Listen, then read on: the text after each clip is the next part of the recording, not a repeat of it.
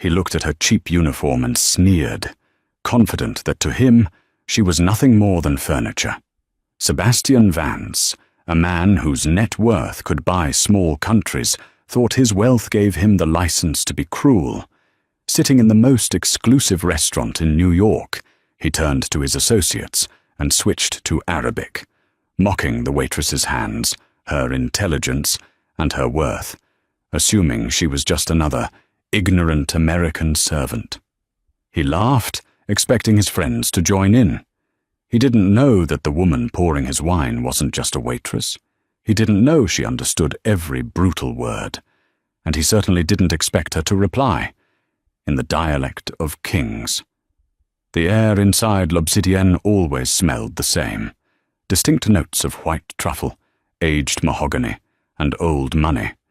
It was the kind of restaurant where the menu had no prices, and if you had to ask for a reservation, you didn't belong there. Maya adjusted the collar of her stiff black waistcoat, fighting the urge to rub her aching lower back. It was her 14th hour on her feet. To the patrons of L'Obsidienne, Maya was invisible. She was a pair of hands that placed crystal glasses on linen tablecloths. She was a shadow that refilled water before a glass was half empty. She was a server, a non-entity in a room full of titans. Table 4 is ready for the VIP, the maître d', a nervous man named Henri, hissed into her ear. It's Sebastian Vance. You know the drill, Maya. Don't speak unless spoken to. Pour from the right. And for God's sake, don't look him in the eye. He hates that. Maya nodded, her expression neutral. Understood, Henri.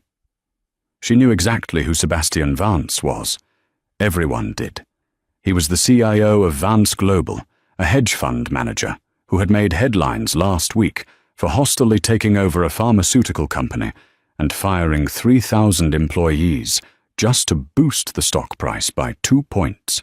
He was a predator in a three-piece Italian suit. But Henry didn't know who Maya was. To the staff, she was just Maya, the quiet girl who picked up extra shifts and spoke with a generic American accent. They didn't know that 5 years ago, her surname wasn't just Smith. They didn't know that before her father's political exile and the subsequent freezing of their family assets, Maya had grown up in the marble corridors of embassies in Beirut, Dubai, and Amman. They didn't know she had been educated at La Rosey in Switzerland, or that she spoke 4 languages fluently. Poverty had a way of erasing your history. When her father died and the debts came calling, Maya had learned that dignity didn't pay the rent. So, she swallowed her pride, hid her past, and became a ghost in the service industry. He's here, a busboy whispered, looking terrified. The double doors swung open. Sebastian Vance walked in like he owned the oxygen in the room. He was a handsome man, objectively speaking, tall, with razor-sharp cheekbones and eyes the color of ice, but his beauty was ruined by the sneer permanently etched onto his face. Flanking him were 2 other men, Julian, his sycophantic lawyer, and a man Maya recognized instantly, but kept her face blank, Amir Al-Fayed, a Saudi investor known for his conservative views and massive oil portfolio. Maya took a deep breath. Just service, she told herself. Pour the wine, take the order, disappear. You need the tips for rent. She walked over to table 4, the gold-embossed leather menus tucked under her arm. Good evening, gentlemen, Maya said, her voice soft and professional. Welcome to L'Obsidienne. Sebastian didn't even look up from his phone. He waved a hand dismissively, as if swatting away a fly. Sparkling water, and bring the sommelier. I don't want a waiter stumbling through the wine list. The insult was casual, tossed out without a second thought. Maya didn't flinch. She was used to it. Of course, sir, she said, placing the napkins with geometric precision. As she moved around the table, she sensed the dynamic. Sebastian was trying to impress Amir. He was posturing, showing dominance. And unfortunately, in Sebastian's world, showing dominance often meant abusing those who couldn't fight back. 20 minutes later, the atmosphere at table 4 had grown tense. The sommelier had presented a 1982 Chateau Margaux, a bottle worth more than Maya made in 6 months. Sebastian had tasted it, swilled it around his mouth, and then made a show of contemplating it before giving a curt nod. Maya moved in to pour. This was the most delicate part of the service. The bottle was heavy, the crystal glasses fragile. "So, Sebastian," Amir Al-Fayed said, his English heavily accented but precise. "The deal regarding the dredging project in the Red Sea. My partners are concerned about the environmental regulations." Sebastian laughed, a harsh barking sound. "Amir, my friend, look at me. Do I look like a man who lets regulations stop progress? I have the senators in my pocket. The regulations are just paper." Maya was pouring Sebastian's glass. Her hand was steady, a rock. But as she pulled the bottle away, a tiny microscopic droplet of red wine hung on the lip of the bottle. She caught it expertly with her service napkin before it could fall, a move of pure professional grace. But Sebastian had seen the hesitation. He slammed his hand on the table. The silverware rattled. "Careful!" he snapped, turning his cold eyes on her for the first time. "That suit cost $10,000. If you spill a drop, you'll be scrubbing floors for the rest of your miserable life to pay for the dry cleaning." The restaurant went quiet. Nearby tables glanced over, then quickly looked away. Nobody wanted to draw the eye of the shark. "I apologize, sir," Maya said, her voice remaining calm, though her pulse hammered in her throat. No wine was spilled. "Don't talk back to me," Sebastian hissed. He turned back to Amir, rolling his eyes. "You see this? This is the problem with this country. The help. They have no discipline, no grace." Amir looked uncomfortable. He was a businessman, yes, but he came from a culture where hospitality and politeness were paramount. He shifted in his seat. "She is doing her job, Sebastian. Let us focus on the deal." Sebastian took a long drink of the wine, his ego bruised by the minor correction from his investor. He needed to reassert control. He needed to belittle someone to feel big again. He looked at Maya, who was now refilling Amir's water glass. A cruel smirk curled his lips. He leaned in toward Amir and Julian, lowering his voice, switching languages. He began to speak in Arabic. Now, Sebastian Vance was not an Arab. He was an American hedge fund manager. But he had spent 3 years in Dubai managing portfolios, and had learned the language, or enough of it to be dangerous.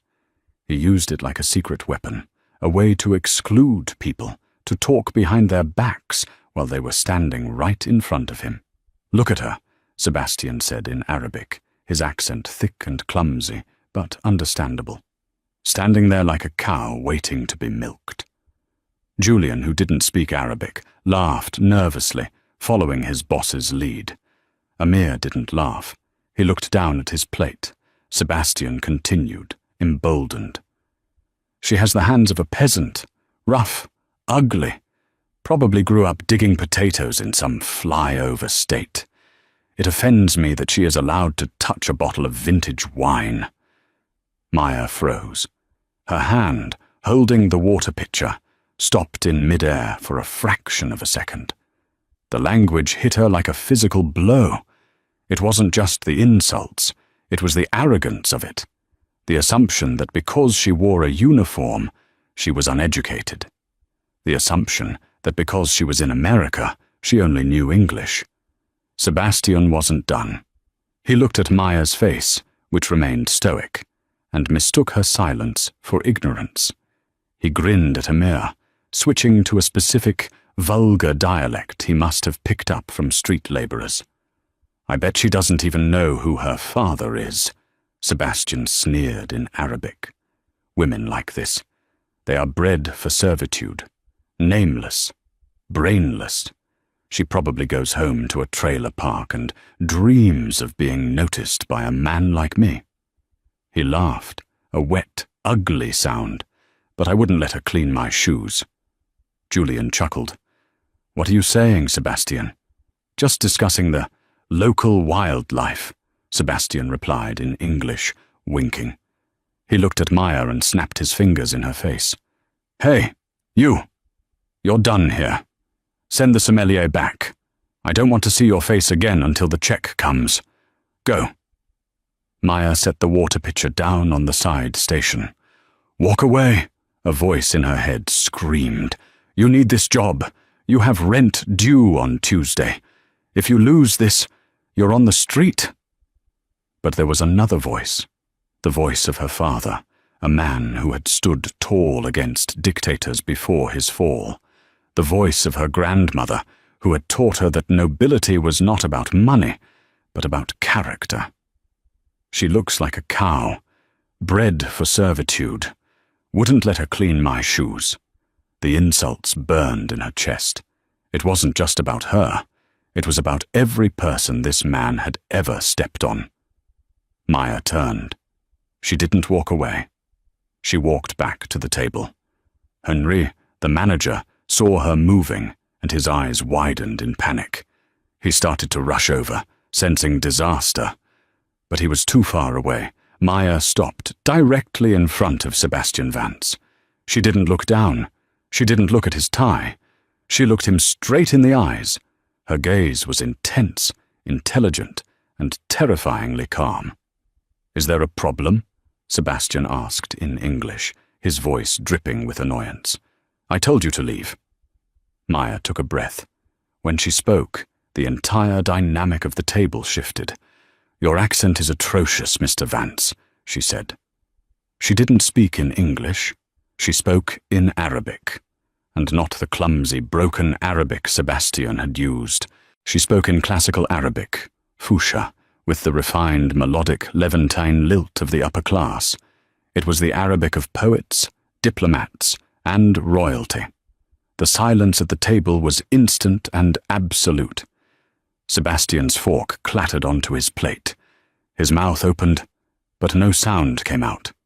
His brain was trying to process the impossibility of the moment. The peasant waitress was speaking a dialect more refined than his own.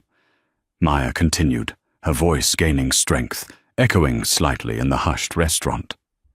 You speak of peasant hands, she continued in flawless Arabic, looking at her own palms before turning them toward him. But these hands earn an honest living. Can you say the same, sir? Or are your hands only soft, because you have never built anything, only stolen what others have created? Amir Al-Fayed's head snapped up.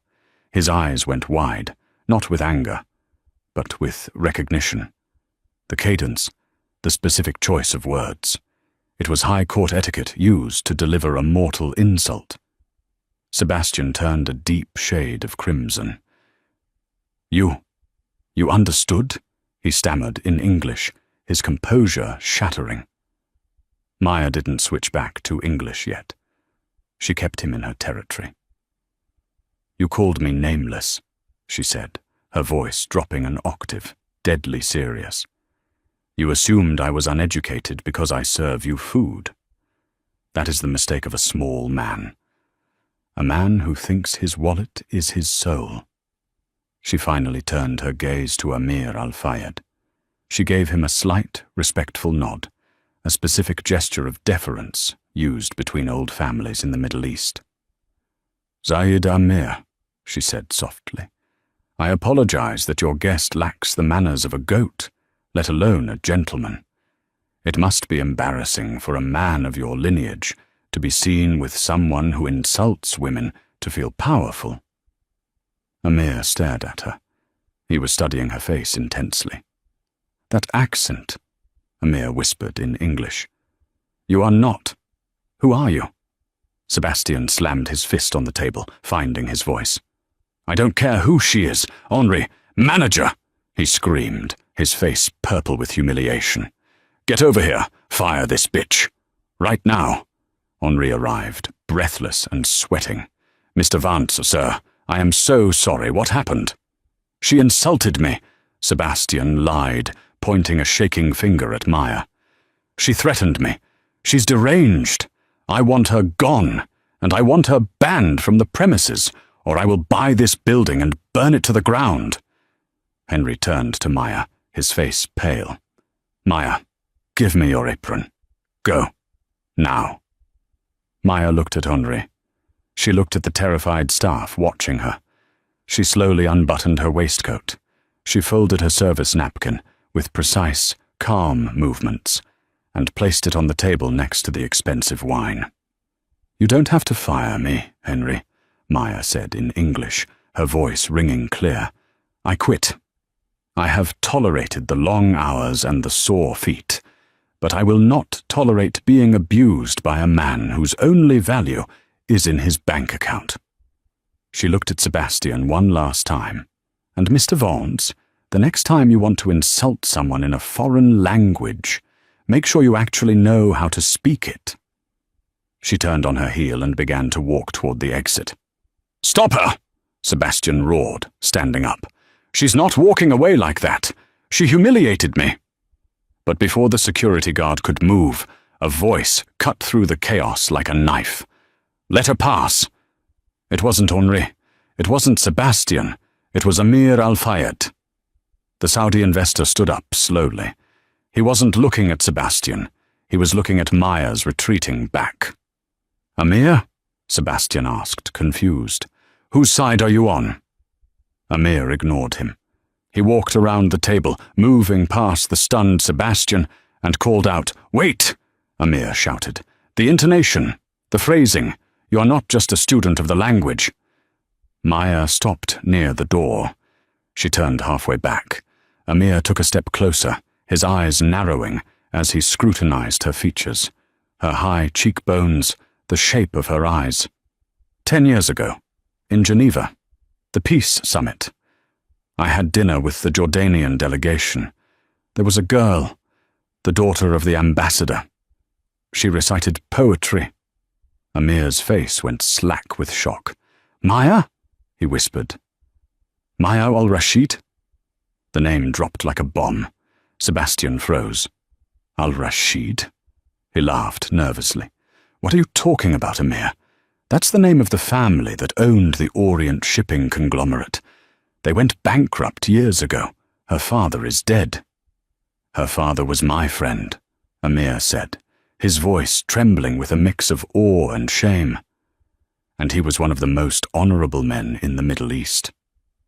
Amir turned to Sebastian, his eyes cold and hard. You just insulted the daughter of the man who gave me my first loan, the man who saved my family from ruin in the 90s. The room went silent. The waitress was gone. In her place stood Maya al-Rashid, stripped of her wealth, but standing in the full armor of her heritage. Sebastian looked from Amir to Maya. He saw the deal, the multi-billion-dollar dredging project, evaporating before his eyes. He saw the look of disgust on Amir's face. Amir, wait, Sebastian stammered, sweating. She's a waitress. It's a misunderstanding. I didn't know. Maya looked at Sebastian, a small, sad smile playing on her lips. That is exactly the point, Sebastian, she said softly. You didn't know. And you didn't care. That is why you will always be poor, no matter how much money you have. The silence that followed Maya's declaration, that is why you will always be poor, was heavy enough to crush bone. Sebastian Vance's face contorted. It was a mixture of disbelief and a bruised ego that was quickly hardening into rage. He was a man who measured worth in assets, in liquidity, in stock options. To be called poor by a woman wearing a polyester uniform, a woman who had just refilled his water glass, was an insult his brain couldn't process. You insolent, Sebastian started, stepping forward, his hands balling into fists. "Sit down, Sebastian." Amir's voice cracked like a whip. It wasn't a request. It was an order. Sebastian froze. He looked at Amir Al-Fayed, the man whose capital he desperately needed to save his over-leveraged hedge fund. Amir was looking at Sebastian with a mixture of disappointment and cold fury. "Amir, surely you're not buying this act," Sebastian pleaded, his voice rising an octave. "She's a nobody, a failed heiress who's scrubbing tables. The Al-Rashid family lost everything. They are irrelevant." "Character is never irrelevant," Amir said quietly. He turned his back on Sebastian and walked toward Maya, who was standing near the velvet ropes of the entrance. The restaurant manager, Henri, was trembling. He looked like he was about to faint. "Mr. Al-Fayed, please, I can remove her." "If she leaves," Amir said, his voice carrying to every corner of the silent dining room, "then I leave. And if I leave, the $300 million investment into Vance Global leaves with me." The threat hung in the air. Sebastian turned pale. 300 million was the lifeline. Without it, the regulatory fines from his last hostile takeover would bankrupt him. Amir stopped in front of Maya. He didn't look at her uniform. He looked at her eyes, seeing the ghost of the man he had admired years ago. "Maya," Amir said gently, switching back to English for the benefit of the room. "Please, do not walk away in anger. Your father, he was a man who taught me that running away from a problem only lets the weeds grow. If you leave now, you let this man believe he was right." Maya tightened her grip on her purse. Her knuckles were white. "I have work to do, Sayyid Amir. I have tables to serve." "Not tonight," Amir said. He turned to Henry. "Henri, is it? Close out table 4 and set a new place setting." Henri blinked, confused. "Sir, Maya is joining us for dinner," Amir announced. The gasp in the room was audible. Sebastian looked like he had swallowed a lemon. Julian, the lawyer, dropped his napkin. "Amir, you can't be serious," Sebastian hissed. "She's the help." "She's royalty among thieves," Amir countered. He offered his arm to Maya. "Please, for old time's sake, for your father. Allow me to balance the scales." Maya looked at Amir's arm. Then she looked at Sebastian. She saw the fear in Sebastian's eyes, the fear that he was losing control of the narrative, and she realized Amir was right. Leaving was dignity, but staying? Staying was justice. She slowly unpinned her hair, letting the dark waves fall over her shoulders, instantly softening the severity of her uniform. She took Amir's arm. "Very well," Maya said coolly, "but I'm afraid I'm underdressed." "In the company of Mr. Vance," Amir said, loud enough for Sebastian to hear, "you are the only one wearing anything of value." They walked back to the table. The shift in the room's energy was tectonic. Patrons who had been ignoring the waitress were now staring at the woman who had just been escorted by a Saudi billionaire. Amir pulled out a chair. Not the side chair, but the chair directly opposite Sebastian, the head of the table. Maya sat. She didn't slump. She sat with the spinal alignment of a ballerina, her chin high. She placed her hands on the table, the peasant hands Sebastian had mocked, and waited. Sebastian sank into his chair, seething. He signaled for a waiter, a different one, a young man named Thomas who looked terrified. "Bring a bottle of the 96 Dom Perignon," Sebastian barked, trying to regain status through spending. "And bring another menu." "No champagne for me," Maya said calmly. "And I don't need a menu. I know it by heart. I'll have the sea bass, no butter, steamed vegetables, and sparkling water." She looked at Sebastian. "And Sebastian, you have a piece of spinach in your teeth. It's hard to take a man's insults seriously when he lacks basic hygiene." Sebastian's hand flew to his mouth, his face flushing red again. Julian, the lawyer, tried to intervene, sensing the ship was sinking. So, Miss Al-Rashid, it's quite a surprise. How long have you been working here? Long enough to know which men tip to be generous, and which men tip to be forgiven, Maya replied, her eyes not leaving Sebastian. Mr. Vance usually tips 10%, just enough to not be hated, but not enough to be respected. Amir let out a genuine, hearty laugh. Touché. Now, Sebastian, we were discussing the Red Sea dredging project. Since Maya is joining us, perhaps we should continue. Unless you have secrets. Sebastian narrowed his eyes. This is highly confidential corporate strategy, Amir. She's a civilian. She hasn't signed an NDA. I can't discuss the sensitive nature of the environmental surveys in front of her. He smirked, thinking he had found a checkmate. She might be witty, he thought, but she doesn't know business. Oh, the environmental surveys? Maya asked innocently. She reached for the bread basket. You mean the surveys conducted by Green Horizon Analytics, the subsidiary company you bought 3 months ago through a shell corporation in the Cayman Islands, so you could forge the reports? The silence that followed this time wasn't just heavy. It was dead. Sebastian felt the blood drain from his face. His heart skipped a beat, then hammered against his ribs like a trapped bird. How? He whispered. How do you know that name? The dining room of L'Obsidienne faded away. For Sebastian, the world narrowed down to the woman sitting across from him. He had spent millions hiding the link between Vance Global and Green Horizon Analytics. If the SEC, or worse, the Saudi investors, found out he was grading his own homework on environmental safety, the deal would be dead. It was fraud. It was prison time. Maya broke a piece of bread, buttered it calmly, and took a bite. You speak loudly, Sebastian, she said, her voice conversational, as if discussing the weather. You and Julian come here every Tuesday. You drink 2 bottles of wine. You get comfortable. You forget that the furniture has ears. She pointed a breadstick at him. Last week, you were celebrating how much money you saved by bypassing the coral reef impact study. You called the environmental protection auditors overpriced tree huggers. You mentioned the Cayman Shell Company explicitly. Blue Shore Holdings, wasn't it? Julian, the lawyer, looked like he was going to vomit. He grabbed his water glass, his hand shaking so hard the ice chimed against the crystal.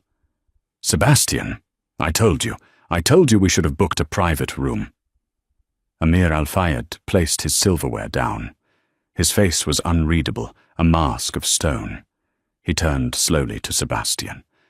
Sebastian, Amir said, his voice dangerously low. Is this true? Did you falsify the environmental impact report for the Red Sea project? My government is very strict about the coral reefs. It is a Vision 2030 priority. No, of course not, Sebastian lied, but his voice was high and thin. He glared at Maya with pure venom. She's lying. She's a disgruntled employee, making up stories to sabotage me because I didn't like her service.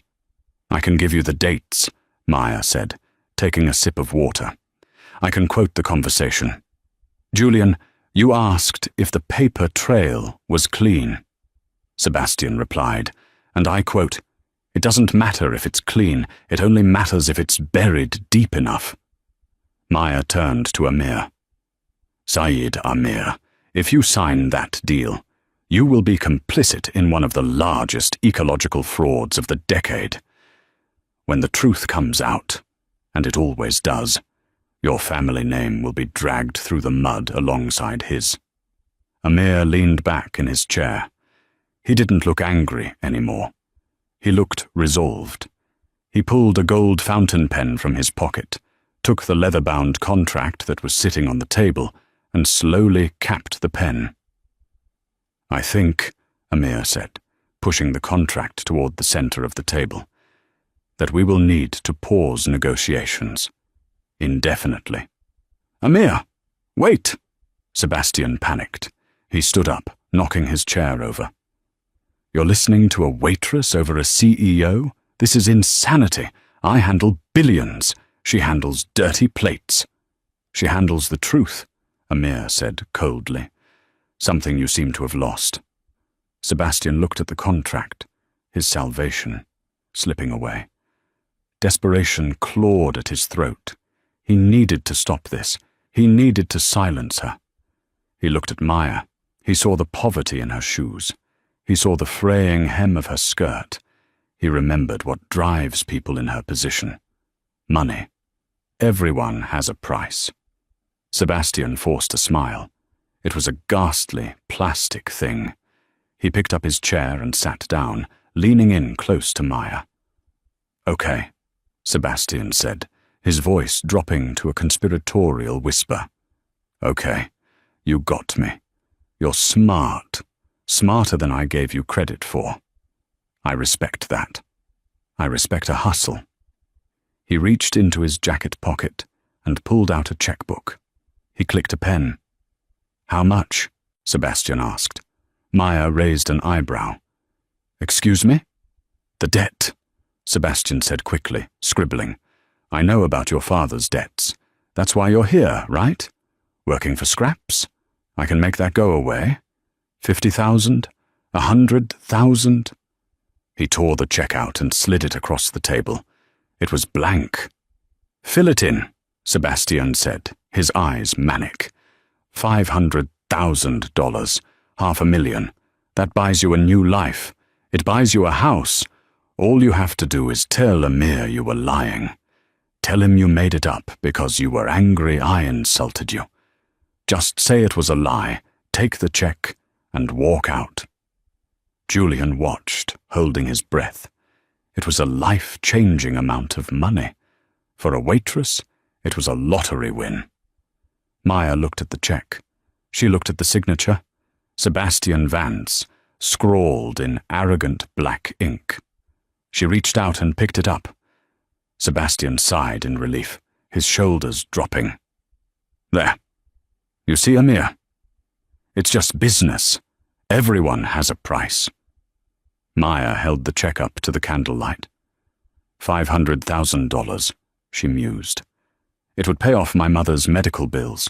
It would buy back my grandmother's jewelry. "Exactly," Sebastian smiled, regaining his confidence. "Be smart, Maya. Don't be a martyr. Martyrs are broke." Maya looked him in the eye.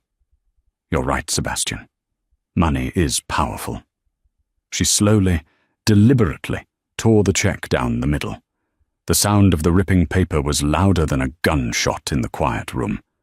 She tore it again, and again, until the $500,000 bribe was nothing but confetti.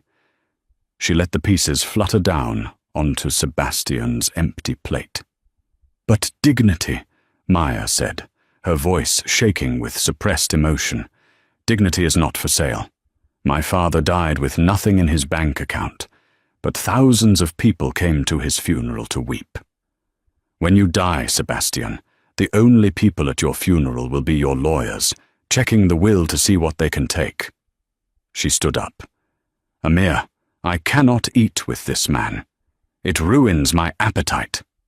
"Wait," Sebastian snarled, the mask falling off completely. "You think you've won? You think this is over? I will destroy you. I will make sure you never work in this city again. I will call immigration. I will bury you in legal fees." "Actually," a new voice spoke up from behind them. It was a deep, American voice, calm, authoritative. Sebastian spun around. Standing there was an older man with silver hair, wearing a suit that cost more than Sebastian's car. He had been sitting at the table directly behind them, hidden by a large decorative plant. It was Elias Thorne. Sebastian's jaw hit the floor. Elias Thorne was the chairman of the board for the Sovereign Bank of New York, the bank that held the loans for Vance Global. He was the most powerful financier in the city. Mr. Thorne? Sebastian stammered. I didn't know you were dining here. Elias Thorne stood up, wiping his mouth with a napkin. He didn't look happy. I come here for the quiet, Sebastian, Elias said, but tonight I got a front row seat to a very interesting board meeting. Elias walked over to the table. He nodded respectfully to Amir, then looked at Sebastian. I heard the Arabic, Sebastian, Elias said. My wife is Lebanese. I understood every word you said to this young woman. It was disgusting. Sebastian was trembling now. Mr. Thorne, it was a joke. Bad taste, I admit, but... And then, Elias interrupted, I heard you offer a bribe to cover up fraud regarding the Red Sea environmental reports. Elias pulled out his phone. Sebastian, Sovereign Bank holds the note on your firm's leverage. We have a morality and legality clause in our lending agreement. Attempted bribery and admitted fraud trigger an immediate default. Sebastian looked like he was having a stroke. No, please. Elias, you can't. If you call the loan, Vance Global collapses. I'll lose everything. Elias looked at Maya. He smiled, a genuine, warm smile. Miss Al-Rashid, Elias said, my wife speaks very highly of your late father. I believe she would be honored if you would join us for tea sometime. He turned back to Sebastian, his face turning to granite. I'm calling the loan, Sebastian. You have 24 hours to come up with $400 million, or we seize your assets. Elias Thorne turned to the manager. Henry, please bring Mr. Vance the check. I believe he is leaving. The air in L'Obsidienne had shifted from the scent of truffles and wine to the sharp, electric smell of disaster. For Sebastian Vance, the world wasn't just spinning, it was dissolving. The words of Elias Thorne, I'm calling the loan, hung in the air like a guillotine blade that had already dropped, but the head hadn't realized it was severed yet. You can't be serious, Sebastian croaked, his voice cracking. The arrogant baritone that had commanded boardrooms and belittled waitresses was gone, replaced by the shrill panic of a drowning man.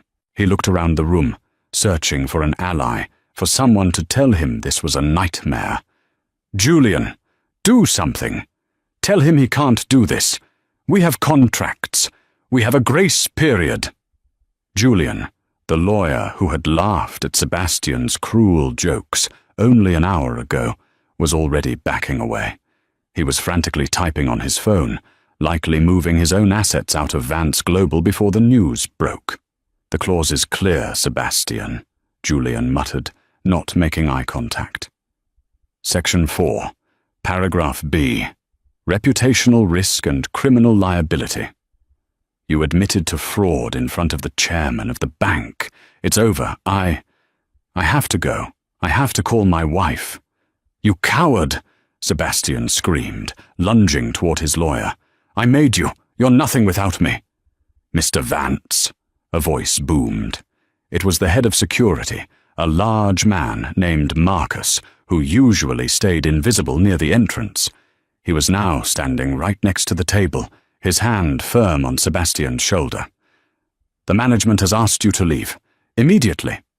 Sebastian slapped the hand away. Don't touch me. Do you know who I am? I could buy you and your entire family with the change in my pocket. Actually, Maya said. Her voice was quiet, but it cut through the noise effortlessly. She was still standing by the table, the torn pieces of the bribe check resting on the white tablecloth like confetti at a funeral. You can't, because as of 2 minutes ago, your accounts are likely frozen. Sebastian whipped around to face her. His eyes were bloodshot, filled with a mixture of hatred and madness. He pointed a shaking finger at her face. This is your fault, he hissed, spittle flying from his lips. You poison. I was fine until you opened your mouth. You're just a waitress. You're nobody. She is a guest of this establishment. Henri, the manager, stepped in, his chest puffed out. For years, Henri had bowed and scraped to Sebastien, terrified of his temper. But seeing Maya stand up, seeing the dignity she possessed, had sparked something in him. And you, Mr. Vance, are disturbing the peace. Marcus, remove him. I'm not leaving until I fix this, Sebastien roared. He turned back to Elias Thorne, falling to his knees. It was a pathetic sight. A man in a $10,000 suit kneeling on the floor of a restaurant, begging. Elias, please. It was a misunderstanding. I was stressed. The market volatility. I didn't mean it. Just give me a week. 1 week to balance the books. Elias Thorne looked down at him with the dispassionate gaze of a judge. The problem, Sebastien, isn't the books. It's the man keeping them. You thought you could cheat the regulations, cheat your investors, and abuse the people who serve you. A man who kicks those he deems beneath him will eventually trip and fall. Tonight, you fell. Elias gestured to the security guard. Take him out. Marcus grabbed Sebastien by the arm. This time, he didn't let go. He hauled the billionaire to his feet. Sebastien struggled, shouting profanities, his dignity completely stripped away. You'll regret this, Sebastien screamed as he was dragged toward the double doors. I am Sebastien Vance. I am a god in this city. You'll all be working for me in a month. The doors swung open, and with a final shove, Sebastien was deposited onto the cold pavement of the New York sidewalk. The doors swung shut, cutting off his screams. Silence returned to L'Obsidienne. Every diner in the room was staring at table 4, but nobody was eating. They were witnessing the sudden, violent death of a reputation. Maya let out a long breath she didn't know she had been holding. Her shoulders slumped slightly. The adrenaline was fading, leaving her exhausted. She looked at her hands, the hands Sebastien had mocked. They were trembling. Are you all right, child? Amir Al-Fayed asked gently. Maya looked up and offered a weak smile. I think I just lost my job. On the contrary, Elias Thorne said, stepping around the table. He picked up the bottle of Dom Perignon that Sebastien had ordered, but never drank. He poured a glass and handed it to Maya. I think you just finished your interview. Maya looked at him, confused. Interview? Elias nodded. He gestured for her to sit down. Amir pulled out the chair for her again. I've been looking for a director of international relations for Sovereign Bank's Middle East division for 6 months, Elias explained, taking a seat. I needed someone who understands the culture, someone who speaks the languages, not just the words, but the nuance. But most importantly, I needed someone with an unshakable moral compass, someone who couldn't be bought. He pointed to the torn check on the table. I watched you tear up $500,000 because it was dirty money, Elias said, his voice filled with respect. In my line of work, I meet geniuses every day. I meet sharks every day. But I rarely meet someone with integrity. That is a currency far more valuable than the dollar. Amir leaned forward. And my firm, Al-Fayed Holdings, needs a partner to oversee the new sustainable infrastructure projects. We need someone who will tell us the truth about environmental reports, not someone who will bury them in the Cayman Islands. Your father was a man of truth, Maya. I see that same fire in you. Maya looked from Elias to Amir. Her heart hammered against her ribs. 10 minutes ago, she was worried about making rent. Now, 2 of the most powerful men in the world were offering her a future she thought she had lost forever. I don't have a degree in finance, Maya said honestly. I didn't finish my master's. When my father died, I had to work. We can hire 1,000 MBAs to do the math, Elias dismissed with a wave of his hand. I can't teach an MBA how to stand up to a bully like Sebastian Vance. I can't teach an MBA the grace you showed under fire. We hire for character, Maya. We train for skill. Elias pulled a business card from his pocket and slid it across the table. It was heavy, cream-colored cardstock. Report to my office on Wall Street tomorrow at 9 a.m., Elias said. Bring your passport. We have a lot of work to do. And Maya? Maya looked up, tears pricking her eyes. Yes? Wear whatever you want, Elias smiled. But you won't need the apron anymore. Maya looked down at the apron tied around her waist, the symbol of her invisibility for the last 5 years. She reached behind her back, untied the knot, and let it fall to the floor. I'll be there, she whispered. 12 months later. New York City was a fickle beast. It loved a rising star, but it loved a falling star even more. The scandal of Sebastian Vance had been the talk of the town for months. The SEC investigation, the bankruptcy filings, the public auction of his penthouses. It was a spectacle. But as with all things in the city, the news cycle moved on. Sebastian Vance was forgotten, a cautionary tale whispered about during cocktail hour. But the name Maya al-Rashid was on everyone's lips. The gala for the Global Sustainability Initiative was the event of the season. It was being held at the Pierre, but the after-party, the exclusive gathering for the inner circle, was being held at L'Obsidienne. The restaurant had been closed for the entire day to prepare. Security was tight. Paparazzi lined the streets, cameras flashing as limousines deposited diplomats, tech moguls, and royalty. A sleek black town car pulled up to the curb. The driver opened the door, and Maya al-Rashid stepped out. She was unrecognizable from the waitress who had scrubbed tables a year ago. She wore a deep emerald evening gown that shimmered under the streetlights, cut modestly but tailored to perfection. Her hair was swept up in an elegant chignon, secured with a vintage diamond pin that had once belonged to her grandmother, a piece she had bought back with her first bonus. She walked with a confidence that wasn't arrogant, but grounded. She didn't walk like she owned the place. She walked like she belonged there. "Ms. al-Rashid," the paparazzi shouted. "Maya, over here. Is it true the Red Sea project is ahead of schedule?" Maya offered a polite, practiced smile to the cameras but didn't stop. She glided past the velvet ropes. Inside, the restaurant was glowing with candlelight. Henry, the manager, was standing at the podium.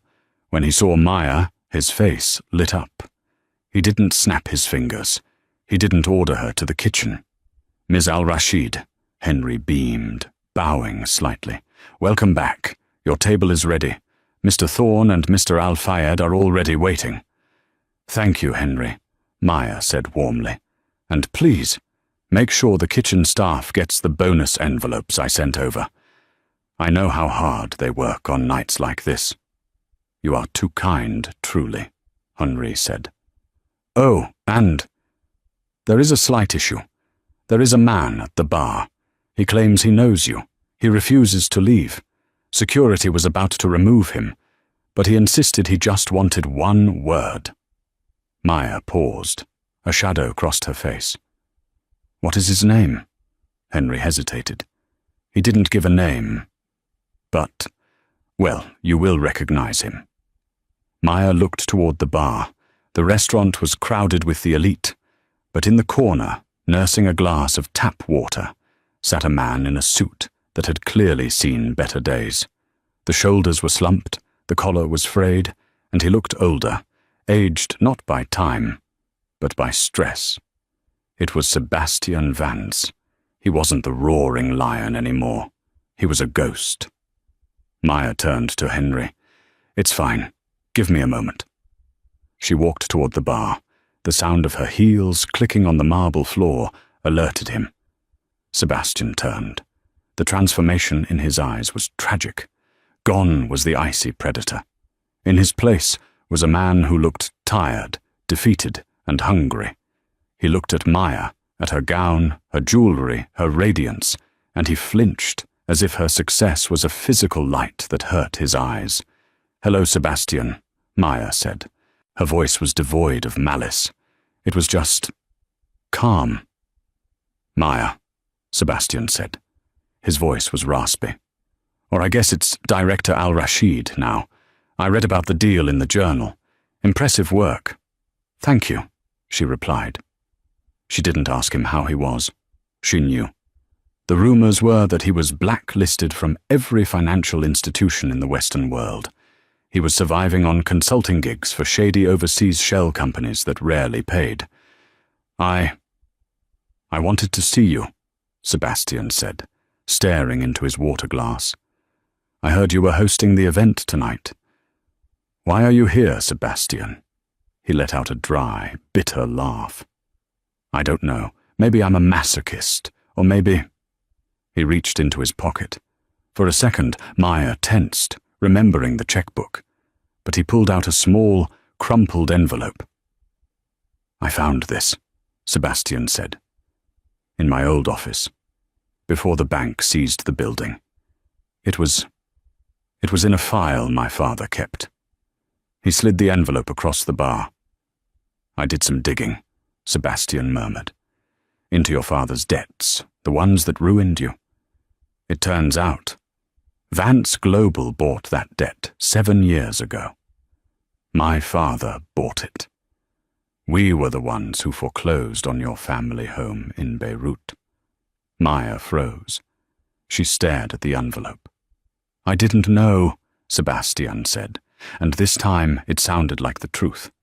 "I was too busy looking at stock prices to look at the people we were crushing. When I insulted you that night, I didn't just insult a waitress. I insulted the victim of my own family's greed." He pushed the envelope closer. "I can't pay you back. I have nothing. I'm living in a studio apartment in Queens. But inside that envelope is the original deed to your father's house. I stole it from the archives before the auditors came. It's yours. Legally, the house is still an asset of the defunct Vance Global, but if you have the deed, you can claim it." Maya looked at him. She saw the desperation, yes, but she also saw something else. Regret. Not the regret of getting caught, but the deep, hollow ache of a man who realizes he wasted his life building a castle on sand. She picked up the envelope.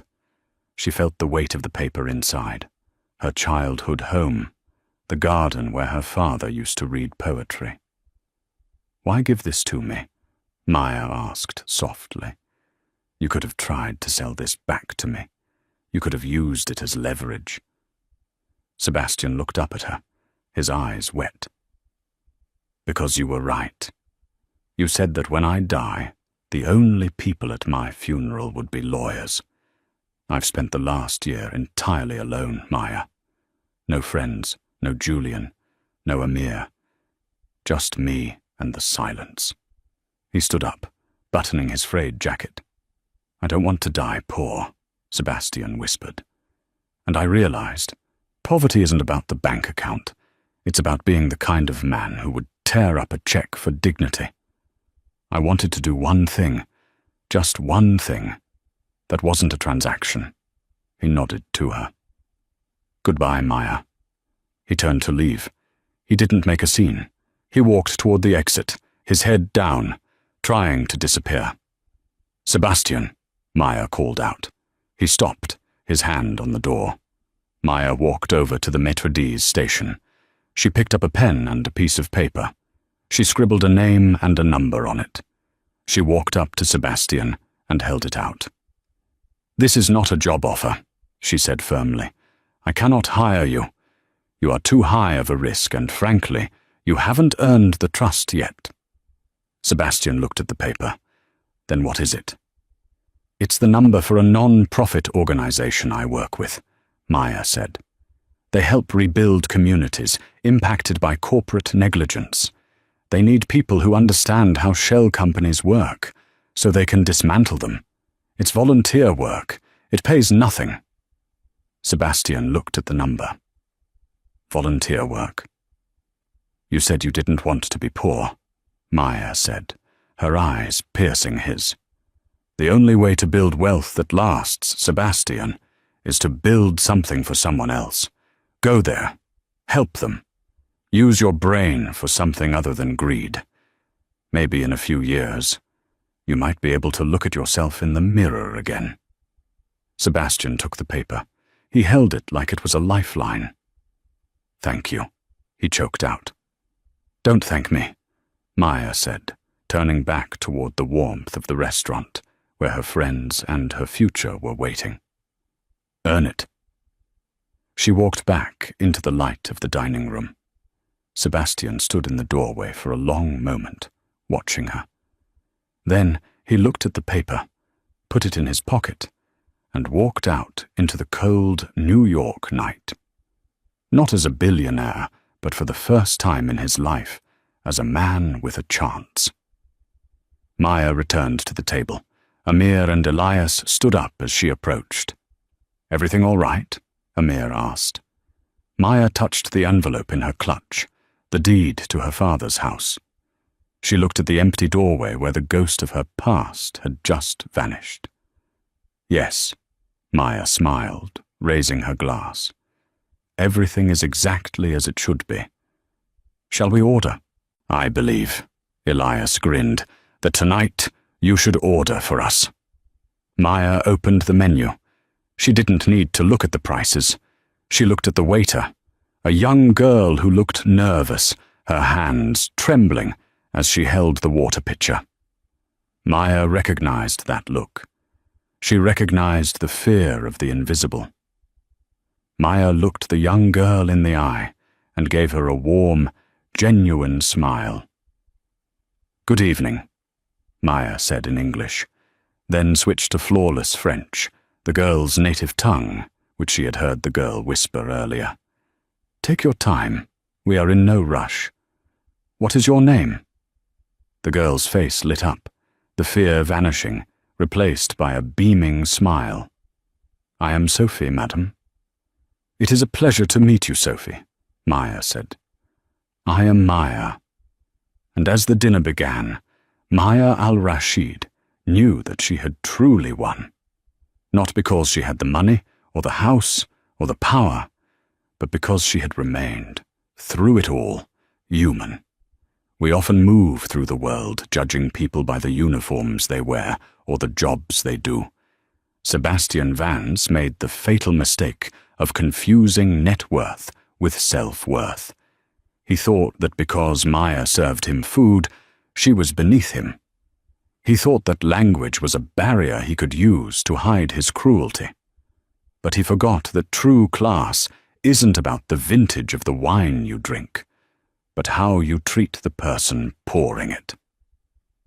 Maya proved that dignity is a weapon that no amount of money can disarm. She lost her fortune, but she never lost her education, her heritage, or her integrity. When the moment came, she didn't just speak a language, she spoke the truth. And in a world of fake balance sheets and hollow billionaires, the truth is the most powerful currency of all. Sebastian learned the hard way that when you climb the ladder by stepping on the people, you're only ensuring that no one will be there to catch you when you fall. But even for him, redemption began the moment he stopped counting his money and started counting his regrets. Thank you for listening to the story of justice, resilience, and the power of words. If you enjoyed seeing the waitress turn the tables on the billionaire, please hit that like button. It really helps the channel grow. Have you ever been underestimated by someone who thought they were better than you? Tell me your story in the comments below. I read every single one. And don't forget to subscribe and ring the bell so you never miss a new story. Until next time, remember, be kind, because you never know who you are really talking to.